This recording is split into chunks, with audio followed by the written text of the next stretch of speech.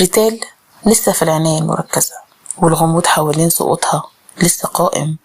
هل ده حادث؟ هل حد كان وراها؟ ولا كانت بتحاول تهرب من حاجة؟ القصة مفتوحة والأحداث لسه بتتطور، واحنا هنا بس بنرصد كل التفاصيل وبنحاول نفهم، لكن الإجابة لسه مش موجودة. في تحقيقات الشرطة اتكلموا مع ناس كتير حوالين ريتال، بس احنا ما لقيناش دليل قاطع لحد دلوقتي، وبنشتغل على كل الاحتمالات. في حالات كتير بتوضح لنا ان الأطفال أحيانا بيواجهوا ضغوط نفسية بس مش بتظهر للي حواليهم.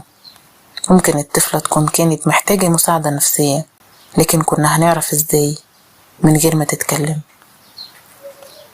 القصة ما انتهتش، ريتال لسه في العناية المركزة، والأسئلة لسه موجودة في كل بيت في دمياط وفي مصر كلها. هل هي ضحية حادثة ولا في حاجة أكبر من كده؟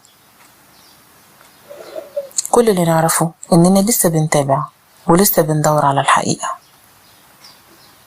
دي